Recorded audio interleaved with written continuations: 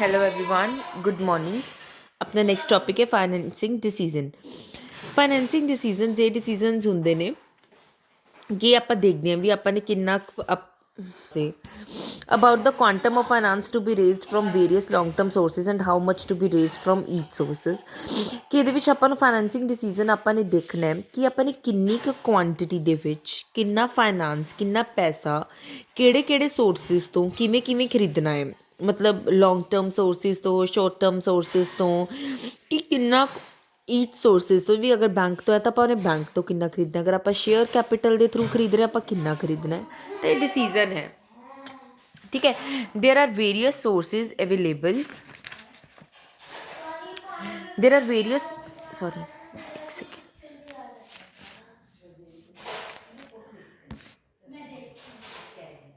there are various sources available for financing a project. A company can issue shares, debenture, loan, advances or for raising funds. ਹੁਣ company ਆਪਣੀ ਕੌਣ ਕੀ issue ਕਰਦੀ ਹੈ ਆਪਾਂ ਨੂੰ? Share, debenture, loans, advance issue ਕਰਦੀ ਹੈ ਕਿ ਆਪਾਂ ਆਪਣੇ ਫੰਡਸ ਕੰਪਨੀ ਕੋਲ ਪੈਸਾ ਆ ਸਕੇ। A combination of various sources of finance will be decided by taking the requirements of the concern into account. ਆਪਾਂ ਕਿੱਥੋਂ ਦੇਖਦੇ ਹਾਂ, ਆਪਾਂ ਕਿਵੇਂ ਕਰਨਾ ਹੈ? ਓਨਰ ਫੰਡ ਤੋਂ ਹੀ ਲੈਣਾ ਜਾਂ ਆਪਾਂ ਬੋਰਡ ਫੰਡਸ ਲੈਣਾ ਹੈ? ਓਨਰ ਫੰਡ ਕੀ ਹੁੰਦਾ ਹੈ? The owner fund may be through issue of shares and retained earnings. ਇਹਦਾ ਮਤਲਬ ਕੀ ਹੁੰਦਾ ਕਿ ਜਿਵੇਂ ਆਪਣਾ ਅਗਰ ਆਪਾਂ ਸ਼ੇਅਰ ਇਸ਼ੂ ਕਰਦੇ, ਸਪੋਜ਼ ਆਪਾਂ ਕੰਪਨੀ ਦੇ ਵਿੱਚ ਸ਼ੇਅਰ ਅਲਾਟ ਕਰਤੇ 10 ਰੁਪਏ ਦੇ 20 ਰੁਪਏ ਦੇ, ਆਪਣੇ ਕੋਲ ਖਰੀਦਣਗੇ ਲੋਕ ਤਾਂ ਆਪਣੇ ਕੋਲ ਪੈਸਾ ਆਏਗਾ। The borrowed funds may be in the form of ਕਿਵੇਂ ਆਉਂਦਾ ਆਪਣੇ ਕੋਲ? ਡਿਬੈਂਚਰ, ਬੋਂਡ, ਲੋਨਸ ਐਕਸੈਕਟਰਾ ਆਪਾਂ ਐਵੇਂ ਲੈਂਦੇ ਹਾਂ। The main concern of the finance manager will to decide how much fund to be raised from owners fund and how much should be borrowed. ਇਹਦੇ ਵਿੱਚ ਕੀ ਹੁੰਦਾ ਵੀ ਕਿੰਨਾ ਫਾਈਨਾਂਸ ਮੈਨੇਜਰ ਨੇ ਦੇਖਣਾ ਵੀ ਕਿੰਨਾ ਫੰਡ ਇਸਨੇ ਮਤਲਬ ਵਿਲ ਬੀ ਡਿਸਾਈਡਡ ਕਿੰਨਾ ਫੰਡਸ ਆਪਾਂ ਨੇ ਰੇਜ਼ ਕਰਨਾ ਅਤੇ ਕਿੰਨਾ ਫੰਡ ਆਪਾਂ ਨੇ ਬੋਰੋ ਕਰਨਾ। The advantage and disadvantage of various sources will be kept in mind while deciding about raising funds from them. ਹੁਣ ਹਰ ਇੱਕ ਤੋਂ ਹੀ ਆਪਾਂ ਦੇਖਣਾ ਹੁੰਦਾ ਵੀ ਆਪਾਂ ਨੇ ਐਡਵਾਂਟੇਜਸ ਐਂਡ ਡਿਸਐਡਵਾਂਟੇਜਸ ਦੇਖਣੇ ਹੁੰਦੇ ਨੇ ਵੇਰੀਅਸ ਸੋਰਸਿਸ ਦੇ ਕਿ ਆਪਾਂ ਨੂੰ ਕਿੱਥੋਂ ਸਭ ਤੋਂ ਜ਼ਿਆਦਾ ਐਡਵਾਂਟੇਜ ਹੋਏਗਾ ਅਗਰ ਆਪਾਂ ਇੱਥੋਂ ਲੋਨ ਲਵਾਂਗੇ, ਡਿਸਐਡਵਾਂਟੇਜ ਕਿੱਥੋਂ ਹੋਏਗਾ। The owner funds are available on permanent basis without any liability of paying dividend.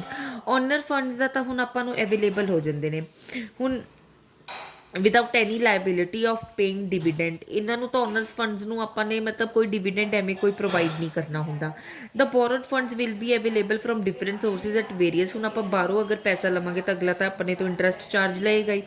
The borrowed funds may be return with these are not when these are not required. ਇਹ ਉਦੋਂ ਹੀ ਲੈਣੇ ਚਾਹੀਦੇ ਹੈ, ਮਤਲਬ ਉਦੋਂ ਰਿਟਰਨ ਕਰ ਦੇਣੇ ਚਾਹੀਦੇ ਨੇ ਵੀ ਜਦੋਂ ਇਹ ਰਿਕੁਆਇਰਡ ਨਾ ਹੋਣ, ਅਤੇ ਉਦੋਂ ਹੀ ਇਹ ਲੈਣੇ ਚਾਹੀਦੇ ਨੇ ਜਦੋਂ ਇਹ ਰਿਕੁਆਇਰਡ ਹੋਣ। A finance manager should devise a mix of owner and borrowed funds। ਮਤਲਬ ਇਹਦੇ ਵਿੱਚ ਕੀ ਹੁੰਦਾ ਕਿ ਉਹਨੇ ਡਿਸਾਈਡ ਕਰਨਾ ਚਾਹੀਦਾ ਵੀ ਕਦੇ ਮਿਕਸ ਫੰਡ ਲੈ ਲਿਆ, ਕਦੇ ਬੋਰਡ ਫੰਡ ਲੈ ਲਿਆ, ਠੀਕ ਹੈ। Ratio between owner funds and borrowed fund may be decided to have a proper capital structure. ਇਹਨਾਂ ਦਾ ਰੇਸ਼ੀਓ ਜਿਹੜੀ ਓਨਰ ਫੰਡ ਤੇ ਬੋਰਡ ਫੰਡ ਦੀ ਰੇਸ਼ੀਓ ਹੈ ਇਹ ਓਨੀ ਹੀ ਡਿਸਾਈਡ ਕਰਨੀ ਚਾਹੀਦੀ ਹੈ ਆਪਣੇ ਕੈਪੀਟਲ ਸਟਰਕਚਰ ਦੇ ਅਕੋਰਡਿੰਗ ਕਿ ਆਪਾਂ ਨੂੰ ਕਿੰਨੀ ਚੀਜ਼ ਦੀ ਇਸਦੀ ਰਿਕੁਆਇਰਮੈਂਟ ਹੈ। ਫੈਕਟਰਸ ਕੀ ਆਪਾਂ ਨੂੰ ਇਫੈਕਟ ਕਰਦੇ ਨੇ ਫਾਈਨੈਂਸਿੰਗ ਡਿਸੀਜ਼ਨ ਲੈਣ ਲਈ। ਨੈਕਸਟ ਹੈ ਆਪਣਾ ਕਿ ਫੈਕਟਰਸ ਇਫੈਕਟਿੰਗ ਕਿਹੜੇ ਡਿਸੀਜ਼ਨ ਇਫੈਕਟ ਕਰਦੇ ਨੇ ਫੈਕਟਰਸ ਨੂੰ ਖਰੀਦਣੇ। ਕੈਸ਼ ਫਲੋ ਪੋਜੀਸ਼ਨ, ਆਪਣੀ ਕੰਪਨੀ ਦੀ ਪੋਜੀਸ਼ਨ ਕੀ ਹੈ। Every source will bring cash into the firm and outflows in the form of interest liabilities and dividend will take the cash out. ਆਪਾਂ ਨੂੰ ਕੀ ਹੁੰਦਾ ਜਦੋਂ ਆਪਾਂ ਹਰ ਸੋਰਸ ਹੈ ਆਪਾਂ ਨੂੰ ਪੈਸਾ ਦੇਏਗਾ, ਆਪਣਾ ਪੈਸਾ ਜਾਂਦਾ ਕਿੱਥੋਂ ਹੈ? ਆਪਾਂ ਨੂੰ ਇੰਟਰਸਟ ਪੇ ਕਰਨਾ ਪੈਂਦਾ ਬੈਂਕ ਵਾਲਿਆਂ ਨੂੰ ਜਾਂ ਲੋਕਾਂ ਨੂੰ, ਜਾਂ ਆਪਾਂ ਨੂੰ ਡਿਵੀਡੈਂਡ ਪੇ ਕਰਨੇ ਪੈਂਦੇ ਆ। The source of funding should be such in which cash inflows are more. Source of funding ਉਵੇਂ ਕਰਨੀ ਚਾਹੀਦੀ ਕਿ ਆਪਣੇ ਕੈਸ਼ ਇਨਫਲੋਜ਼ ਤਾਂ ਹੈਗੇ ਨੇ ਜ਼ਿਆਦਾ ਬਟ ਆਪਣੇ ਜਿਹੜੇ ਆਊਟਫਲੋਜ਼ ਹੈ ਉਹ ਲੈਸ ਹੈ।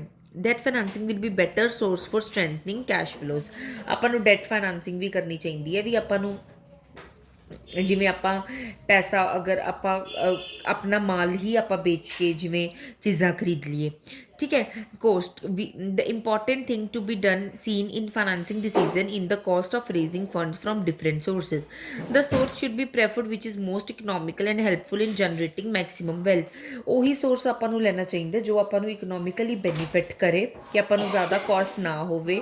ਇੱਕ ਤੋਂ ਆਪਾਂ ਨੂੰ ਵਿਆਜ ਭਰਨਾ ਪੈ ਰਿਹਾ 14%, ਸੌਰੀ 14% ਤਾਂ ਬਹੁਤ ਮਤਲਬ ਕਦੇ ਵੀ ਨਹੀਂ ਹੋਏਗਾ, ਸੌਰੀ, ਹਮੇਸ਼ਾ ਇੰਟਰਸਟ ਆਪਾਂ ਨੂੰ 13% ਤੋਂ ਘੱਟ ਇੰਟਰਸਟ ਹੋਏਗਾ। ਮੈਨੂੰ ਕਦੇ ਕਿਸੇ ਤੋਂ ਮਿਲ ਰਿਹਾ ਆਪਾਂ ਨੂੰ 4% ਦਾ, ਕਿਤੋਂ ਮਿਲ ਰਿਹਾ ਆਪਾਂ ਨੂੰ 3.5% ਦਾ, ਆਪਾਂ 3.5% ਵਾਲਾ ਲੋਨ ਜ਼ਿਆਦਾ ਪ੍ਰੈਫਰ ਕਰਾਂਗੇ। Risk, each source of finance has certain amount of risk with it.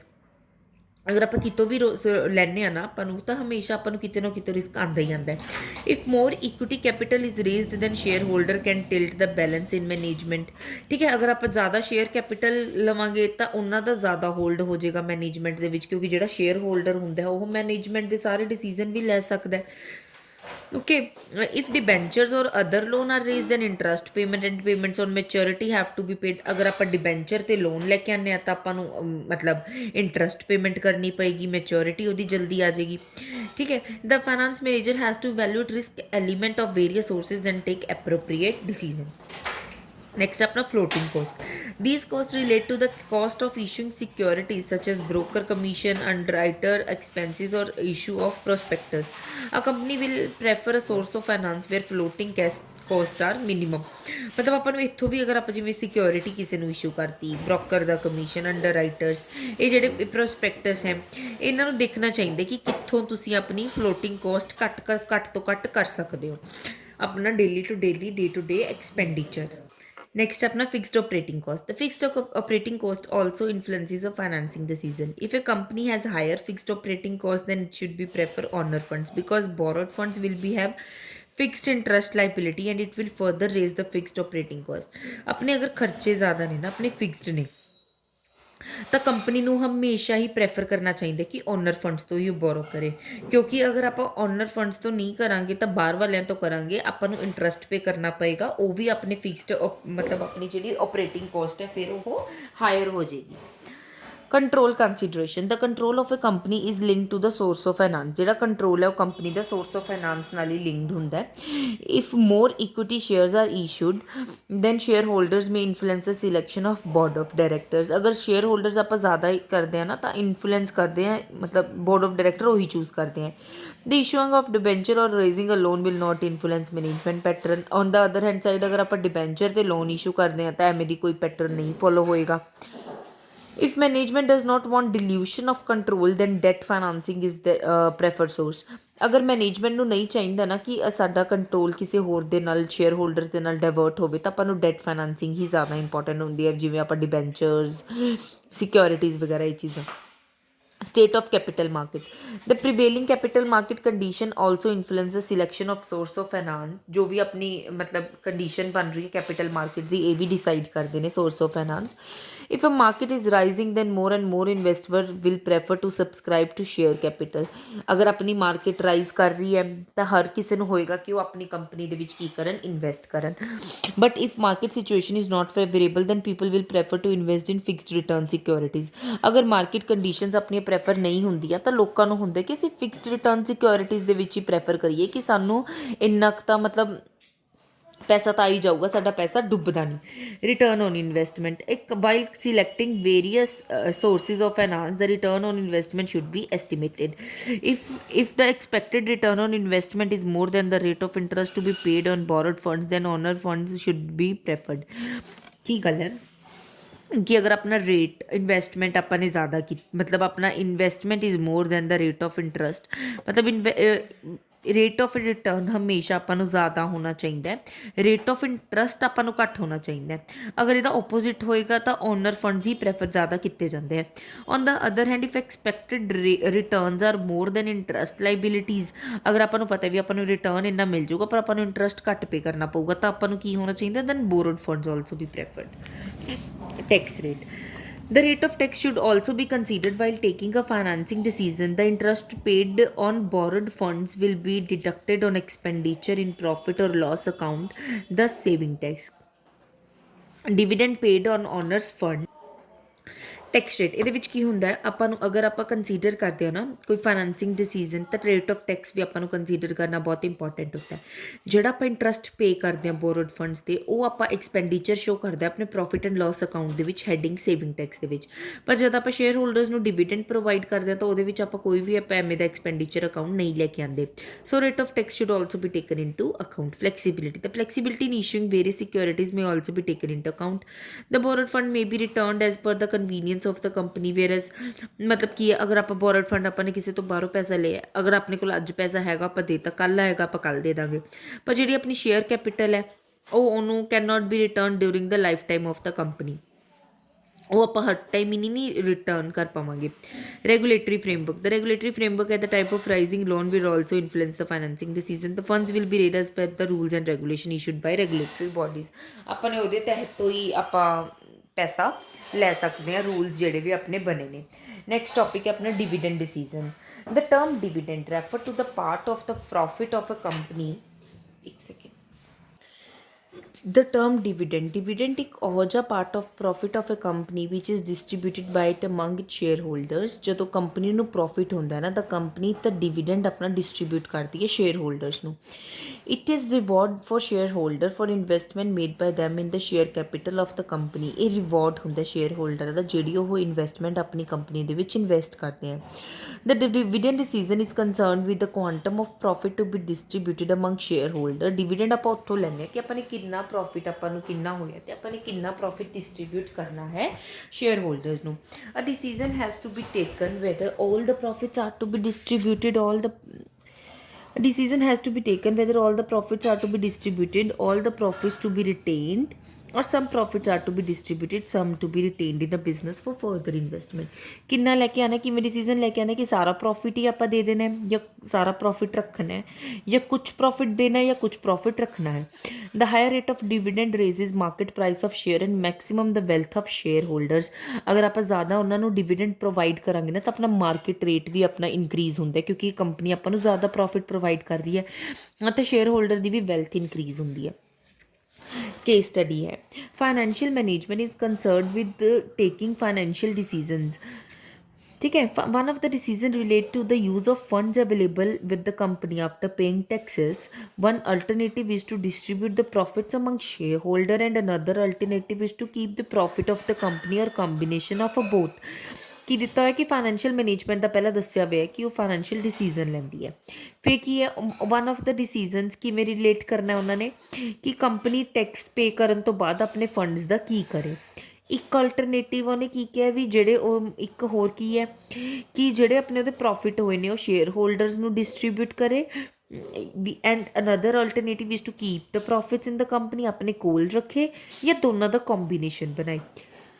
Name the financial decision involved in the above paragraph. ਕਿਹੜਾ ਫਾਈਨੈਂਸ਼ੀਅਲ ਡਿਸੀਜ਼ਨ ਇਹਦੇ ਵਿੱਚ ਆਏਗਾ, ਇਹਦੇ ਵਿੱਚ ਆਏਗਾ ਡਿਵੀਡੈਂਡ ਡਿਸੀਜ਼ਨ, ਕਿਉਂਕਿ ਆਪਾਂ ਡਿਸਾਈਡ ਕਰਨਾ ਆਪਣੇ ਪ੍ਰੋਫਿਟਸ ਦਾ ਆਪਾਂ ਕੀ ਕਰਨਾ, ਕਿਉਂਕਿ ਪ੍ਰੋਫਿਟਸ ਕਿਹਦੇ ਅੰਡਰ ਆਉਂਦੇ ਨੇ, ਡਿਵੀਡੈਂਡਸ ਦੇ under. What is the main objective of the decision identified in above. maximization of shareholder wealth by the increase of share value in the capital। which of the two alternative mentioned above may be taken by the company। the right decision will be the combination of, ਆਪਾਂ ਹਮੇਸ਼ਾ ਕਹਾਂਗੇ ਵੀ both the alternatives the combination ਹੋਣਾ ਚਾਹੀਦਾ ਹੈ। the shareholder will prefer dividend payout whereas the company may try to keep fund for further investment। ਕਿਉਂਕਿ share holder ਨੂੰ ਇੱਕ side ਤੇ ਹੋਏਗਾ ਕਿ ਸਾਨੂੰ ਡਿਵੀਡੈਂਡ ਮਿਲੇ, ਠੀਕ ਹੈ, ਕੰਪਨੀ ਨੂੰ ਹੋਏਗਾ ਔਨ ਦਾ ਅਦਰ ਸਾਈਡ ਕਿ ਉਹ ਫੰਡਸ ਨੂੰ ਆਪਣੇ ਕੋਲ ਰੱਖ ਲੇ। ਫੈਕਟਰਸ ਇਫੈਕਟਿੰਗ ਡਿਵੀਡੈਂਡ ਡਿਸੀਜ਼ਨਸ, ਕਿਹੜੇ ਕਿਹੜੇ ਫੈਕਟਰਸ ਇਫੈਕਟ ਕਰਦੇ ਨੇ ਆਪਾਂ ਨੂੰ ਡਿਸੀਜ਼ਨ ਲੈਣ ਦੀ। Amount of earnings, the amount and trend of earning is an important aspect of dividend policy as dividend can be paid out of a present or a past profit. Earning of a company fix the upper limits on dividends. ਤਾਂ earnings ਆਪਣੀ ਡਿਵੀਡੈਂਡਸ ਇੰਨਾ ਕੁ ਤਾਂ fix ਕਰ ਹੀ ਦੇਗੀ। ਅਗਰ company ਦੀ suppose ਆਪਾਂ ਨੂੰ ਅਰਨਿੰਗ ਹੋ ਰਹੀ ਹੈ ਜਿਵੇਂ 1 2 ਮਤਲਬ ਬਹੁਤ ਮੈਕਸੀਮਮ ਹੋਏਗੀ, I can't take it in numerical terms। Okay, ਇਹਦੇ ਵਿੱਚ ਕੀ ਹੈ ਕਿ ਆਪਾਂ ਪਾਸਟ ਅਤੇ ਪ੍ਰੈਜ਼ੈਂਟ ਈਅਰ ਦੇ ਪ੍ਰੋਫਿਟਸ ਨੂੰ ਕੰਸੀਡਰ ਕਰਕੇ ਇੱਕ ਡਿਵੀਡੈਂਡ ਰੇਟ ਤਾਂ ਫਿਕਸ ਹੋ ਹੀ ਜਾਂਦਾ। ਤਾਂ past trends of the company earning should also be kept in consideration while making dividend decisions. ਤਾਂ ਆਪਾਂ ਨੂੰ ਪਾਸਟ ਟ੍ਰੈਂਡ 'ਤੇ ਵੀ ਫੋਕਸ ਕਰਨਾ ਚਾਹੀਦਾ ਵੀ ਆਪਾਂ ਨੂੰ ਕਿੰਨਾ ਡਿਵੀਡੈਂਡ ਰਿਲੀਜ਼ ਹੋ ਰਿਹਾ ਸੀਗਾ। Stability of earning, the companies with stable earning prefer to give high rate of dividend. ਜਿਹੜੀ ਕੰਪਨੀ ਦੀ ਸਟੇਬਲ ਅਰਨਿੰਗ ਹੈ ਵੀ ਅਗਰ ਉਹਨੂੰ 1 ਸਾਲ ਆਪਾਂ ਲੈਟ ਕਰ ਸਕਦੇ 1 ਲੱਖ ਪ੍ਰੋਫਿਟ ਹੋ ਰਿਹਾ ਤਾਂ ਨੈਕਸਟ ਈਅਰ ਵੀ ਉਸਨੂੰ 1 ਲੱਖ ਹੋ ਰਿਹਾ, ਤੇ ਉਹਨਾਂ ਦਾ ਹਾਈ ਡਿਵੀਡੈਂਡ ਹੁੰਦਾ, whereas companies with unstable earning lower rate of dividend ਰੱਖਦੇ ਵੀ ਅੱਜ ਪ੍ਰੋਫਿਟ ਹੋਏਗਾ ਕੱਲ ਨਹੀਂ ਹੋਏਗਾ ਤਾਂ ਵਧੀਆ ਹੈ ਅਗਰ ਅੱਜ ਆਪਾਂ ਨੂੰ ਪ੍ਰੋਫਿਟ ਹੋਇਆ ਤਾਂ ਕੁਝ ਪ੍ਰੋਫਿਟ ਦਾ ਪਾਰਟ ਆਪਾਂ ਆਪਣੇ ਕੋਲ ਰੱਖ ਲਈਏ। Stability of dividends, some companies follow stable dividend policy, ਕਈ ਵਾਰ company stable dividend policy follow ਕਰਦੇ ਹੈ। A stable dividend payment will attract more investors and share of the company will be preferred since a regular dividend is paid। ਕਈ ਵਾਰ ਕੀ ਹੁੰਦਾ ਫਿਰ ਆਪਾਂ ਨੂੰ ਵੀ ਹੋਏਗਾ ਨਾ, ਹਾਂਜੀ ਵੀ ਇਹ ਕੰਪਨੀ ਇੰਨਾ ਕੁ ਤਾਂ ਸ਼ੇਅਰ ਪੇ ਕਰੇਗੀ ਹੀ ਕਰੇਗੀ ਤਾਂ ਆਪਾਂ ਵੀ ਉਸ ਕੰਪਨੀ ਦੇ ਵਿੱਚ ਇਨਵੈਸਟ ਕਰਨਾ ਚਾਹਾਂਗੇ, ਠੀਕ ਹੈ। The policy will be liked by the shareholders and will have a better goodwill in the market, ਤਾਂ ਆਪਣੀ ਕੰਪਨੀ ਦੀ ਵੀ ਗੁੱਡਵਿਲ ਅੱਛੀ ਬਣਦੀ ਹੈ। The financial institution may prefer to invest in a company where earnings are stable, ਜਿਹੜੇ ਵੀ ਆਪਣੇ ਫਾਈਨੈਂਸ਼ੀਅਲ ਇੰਸਟੀਟਿਊਸ਼ਨਸ ਹੁੰਦੇ ਨੇ ਜਿਵੇਂ ਬੈਂਕ ਵਗੈਰਾ ਲਗਾ ਲਓ, ਇਹ ਵੀ ਪ੍ਰੈਫਰ ਉਹੀ ਕੰਪਨੀ ਦੇ ਵਿੱਚ ਕਰਦੇ ਨੇ ਜਿਨ੍ਹਾਂ ਦੇ ਵਿੱਚ ਕੰਪਨੀ ਦੇ ਵਿੱਚ ਅਰਨਿੰਗ ਕੀ ਹੁੰਦੀ ਹੈ ਆਪਣੀ stable. Growth opportunities, growth plans of a company effect the dividend decision, growth plans ਵੀ ਕੰਪਨੀ ਦੇ ਇਫੈਕਟ ਕਰਦੇ ਨੇ ਡਿਵੀਡੈਂਡ ਡਿਸੀਜ਼ਨਸ। ਅਗਰ ਕੰਪਨੀ ਨੇ ਐਕਸਪੈਂਡ ਕਰਨਾ ਹੈ, ਅੱਗੇ ਉਸਦੇ ਗਰੋਥ ਪਲਾਨਸ ਨੇ, ਤਾਂ ਕੰਪਨੀ ਕੀ ਕਰੇਗੀ, ਕੁਛ ਆਪਣੇ ਕੋਲ ਮਤਲਬ retained earning for financing these plan instead of raising funds from the market, ਤੇ ਕੀ ਕਰੇਗੀ ਖੁਦ ਆਪਣੇ ਕੋਲ ਰੱਖੇਗੀ ਕਿ ਹਾਂਜੀ ਅੱਜ ਮੈਨੇ ਗਰੋ ਕਰਨਾ ਹੈ ਤਾਂ ਅਗਰ ਮੈਨੂੰ ਅੱਗੋਂ ਕਿਸੇ ਹੋਰ ਤੋਂ ਪੈਸਾ ਲੈਣ ਦੀ ਬਜਾਏ ਮੈਨੂੰ ਕੰਪਨੀ ਦੇ ਵਿੱਚ ਪ੍ਰੋਫਿਟ ਹੋ ਰਿਹਾ, ਮੈਂ ਹੀ ਕੋਈ ਨਾ ਰਿਟੇਨ ਕਰਕੇ ਇਸ ਨੂੰ ਅੱਗੇ ਇਨਵੈਸਟ ਕਰਾਂ। While financing growth, while financing growth from earning, then dividend payable will be nil or low. On the other hand, if the company does not have investment opportunities in near future, then it will pay a higher rate of dividend। अगर कुछ ਉਹਨੂੰ ਹੈ ਹੀ ਨਹੀਂ ਕਿ ਉਹਨੇ investment ਕਰਨੀ ਹੈ ਜਾਂ ਕੁਛ, ਤਾਂ ਕੰਪਨੀ ਕੀ ਕਰੇਗੀ ਆਪਣਾ higher rate of dividend pay ਕਰ ਦੇਗੀ। Cash flow position, the payment of a dividend will involve cash flow outflow, ਜਦੋਂ ਆਪਾਂ ਪੇਮੈਂਟ ਡਿਵੀਡੈਂਡ ਕਰਾਂਗੇ ਤਾਂ ਕੈਸ਼ ਆਊਟਫਲੋ ਹੋਏਗਾ ਆਪਣਾ। Company will have to higher dividend only when it surplus cash flow, ਅਗਰ ਉਹਦੇ ਕੋਲ ਜ਼ਿਆਦਾ ਕੈਸ਼ ਫਲੋ ਹੋਏਗਾ ਤਾਂ ਹੀ ਉਹਨੂੰ ਹਾਇਰ ਡਿਵੀਡੈਂਡ ਪੇ ਕਰਨਾ ਚਾਹੀਦਾ। In case the cash position is not good ਤਾਂ ਉਹਨੂੰ ਆਪਣਾ ਲੋਅਰ ਰੇਟ ਆਫ ਡਿਵੀਡੈਂਡ ਰੱਖਣਾ ਚਾਹੀਦਾ। Shareholder preferences, share holders may be interested, ਜਿਨ੍ਹਾਂ ਨੂੰ ਸ਼ੇਅਰ ਹੋਲਡਰ ਉਹਦੀ ਇੰਟਰਸਟਿਡ ਹੋਣਗੇ ਅਗਰ ਉਹਨਾਂ ਨੂੰ ਹਾਇਰ ਰਿਟਰਨਸ ਮਿਲੇਗਾ ਉਹਨਾਂ ਦੀ ਸ਼ੇਅਰ ਹੋਲਡਿੰਗਸ 'ਤੇ, ਤਾਂ dividend rate may be kept higher in this situation. ਇੱਥੇ ਡਿਵੀਡੈਂਡ ਰੇਟ ਆਪਾਂ ਨੂੰ ਜ਼ਿਆਦਾ ਰੱਖਣਾ ਪਏਗਾ। Some investors may be interested in the increase of share prices rather than quick dividend, ਤਾਂ ਉਹਨਾਂ ਨੂੰ ਹੁੰਦਾ ਵੀ ਅਸੀਂ ਅੱਜ ਡਿਵੀਡੈਂਡ ਲੈਣ ਦੀ ਬਜਾਏ ਅਗਰ ਅੱਗੇ ਸ਼ੇਅਰ ਵੱਧਦੇ ਨੇ ਅਸੀਂ ਉੱਥੇ ਤੱਕ ਰੁਕੀਏ। Then this should be kept in mind while taking dividend decisions, ਇਹ ਵੀ ਡਿਵੀਡੈਂਡ ਡਿਸੀਜ਼ਨ ਟਾਈਮ ਲੈਣ ਲਈ ਤੁਹਾਨੂੰ ਰੱਖਣਾ ਚਾਹੀਦਾ ਹੈ, ਠੀਕ ਹੈ। Taxation policy, a high or low rate of business taxation effect the net earning of the company and thereby dividend policy, ਅਗਰ ਕੋਈ ਵੀ ਮਤਲਬ ਹਾਈ ਜਾਂ ਲੋ ਰੇਟ ਹੁੰਦਾ ਬਿਜ਼ਨਸ ਟੈਕਸੇਸ਼ਨ ਦਾ ਤਾਂ ਉਹ ਵੀ ਕੰਪਨੀ ਦੀ ਇਫੈਕਟ ਕਰਦੀ ਹੈ। A company dividend may be dictated by income tax status of its shareholder, ठीक है। Dividend increase of shareholder is heavily taxed being in high income bracket, the shareholder may forgo cash in dividend and prefer bonus share and capital gains. कई बार की होंगे भी अगर shareholder जो shareholder होंगे ना, अगर उन्होंने आप डिविडेंड अगर वो आप ज़्यादा कर दिए तो इनकम हाई हो जाती है। सपोज किमें होंगे ये तुसी अगे जाके पढ़ोगे स्लैब रेट्स होंगे ने इनकम दे, ठीक है। अगर स्लैब रेट्स होंगे अगर अपनी एक इनकम अगर मतलब 49,99,000 ਐਵੇਂ ਕੁਛ ਹੁੰਦੀ ਹੈ ਅਗਰ ਆਪਣੀ ਐਵੇਂ ਹੈ ਨਾ 49,09,999 ਐਵੇਂ, ਠੀਕ ਹੈ। ਅਗਰ ਆਪਣੀ ਐਵੇਂ ਦੀ ਇਨਕਮ ਹੋਵੇ ਫਿਰ ਆਪਾਂ ਨੂੰ ਟੈਕਸ ਆਪਾਂ ਘੱਟ ਪੇ ਕਰਦੇ ਹਾਂ 1 ਰੁਪਏ ਦੇ ਨਾਲ ਫਰਕ। ਅਗਰ ਆਪਣੀ 50 ਲੱਖ ਤੋਂ ਇਨਕਮ ਜ਼ਿਆਦਾ ਹੋ ਜਾਂਦੀ ਹੈ ਤਾਂ ਆਪਾਂ ਨੂੰ 10% ਅੱਗੇ ਫਰਦਰ ਇਹ 'ਤੇ ਚਾਰਜ ਲੱਗਦਾ, ਤਾਂ ਇੱਕੋਦਮ ਆਪਣਾ 3 ਲੱਖ ਦਾ ਆਪਾਂ ਟੈਕਸ ਹੋਰ ਵਧਾ ਦਿੰਦੇ ਹਾਂ, ਠੀਕ ਹੈ। ਤਾਂ ਉਹਨਾਂ ਨੂੰ ਕੀ ਹੁੰਦਾ ਵੀ ਅਸੀਂ ਇਹਨਾਂ ਨੂੰ ਇਨਕਮ ਨੂੰ ਆਪਾਂ ਮਤਲਬ ਡਿਵੀਡੈਂਡ ਨਹੀਂ ਲੈਂਦੇ, ਆਪਾਂ ਪ੍ਰੈਫਰ ਕਰਦੇ ਹਾਂ ਬੋਨਸ ਸ਼ੇਅਰ ਕੈਪੀਟਲ ਗੇਨਸ। ਇਹ ਕੀ ਹੁੰਦੇ ਨੇ ਆਪਾਂ ਅੱਗੇ ਪੜਾਂਗੇ। Stock market reaction, the impact of dividend policy in the stock market is also taken into account while deciding dividend. Stock market ਵੀ ਦੇਖਣੀ ਚਾਹੀਦੀ ਹੈ। The payment of high dividend will have a positive impact, ਅਗਰ ਆਪਾਂ payment higher dividend ਕਰਾਂਗੇ ਤਾਂ ਆਪਣਾ positive impact ਹੁੰਦਾ, value of share capital market ਦੇ ਵਿੱਚ ਰੇਜ਼ ਹੁੰਦਾ। ਅਗਰ ਲੋਅਰ ਡਿਵੀਡੈਂਡ ਕਰਨਾ ਤਾਂ ਆਪਣੇ ਡਿਵੀਡੈਂਡ ਰੇਟ ਡਿਕਰੀਜ਼ ਹੋ ਜਾਂਦਾ ਤਾਂ ਨੈਗੇਟਿਵ ਇੰਪੈਕਟ ਆਉਂਦਾ ਆਪਣੀ ਵੈਲਿਊ ਆਫ ਸ਼ੇਅਰਸ 'ਤੇ। Access to capital market, when a company needs more fund then either it will issue shares and debentures in the capital market or will use retained earnings, ਕੀ ਹੈ when company needs more fund, company ਨੂੰ ਜ਼ਿਆਦਾ funds ਦੀ ਜ਼ਰੂਰਤ ਹੁੰਦੀ ਹੈ, then either it will issue shares and debentures in the capital market or will use retained earning. ਤੇ ਬਾਹਰੋਂ ਪਰਚੇਜ਼ ਕਰ ਲਓ, ਸ਼ੇਅਰਸ ਇਸ਼ੂ ਕਰ ਲਓ ਜਾਂ ਡਿਬੈਂਚਰ ਇਸ਼ੂ ਕਰ ਲਓ ਤੇ ਰਿਟੇਨਡ ਅਰਨਿੰਗ ਆਪਣੇ ਕੋਲ ਰੱਖੋ। The company will be able to approach capital market only if it reputation is good and investor prefer it. ਇਹ ਉਦੋਂ ਹੀ ਕਰ ਸਕਦੇ ਅਗਰ ਆਪਣੀ ਗੁੱਡ ਰੈਪੂਟੇਸ਼ਨ ਹੈ ਵੀ ਅੱਗੇ ਜਾ ਕੇ ਆਪਾਂ ਪੇ ਕਰ ਦਾਂਗੇ, ਜਾਂ ਇਨਵੈਸਟਰ ਨੂੰ ਵੀ ਹੁੰਦਾ ਵੀ ਮੈਂ ਇਸ ਕੰਪਨੀ ਦੇ ਵਿੱਚ ਇਨਵੈਸਟ ਕਰ ਸਕਦਾ। This normally happens when the company is regularly paying dividend at higher rates. ਇਹ ਉਦੋਂ ਹੀ ਆਪਾਂ ਨੂੰ ਮਿਲਦਾ ਅਗਰ ਕੰਪਨੀ ਹਾਇਰ ਰੇਟ ਤੇ ਡਿਵੀਡੈਂਡ ਪ੍ਰੋਵਾਈਡ ਕਰ ਰਹੀ ਹੋਵੇ। The fund should be raised from capital market if the company can attract investors. So access to capital market will be possible if higher rate of dividend is paid. Legal constraints, ठीक है। Legal constants से contractual constants ਤੁਸੀਂ ਆਪਣੇ ਆਪ ਪੜ੍ਹ ਕੇ ਦੇਖਿਓ। Thank you.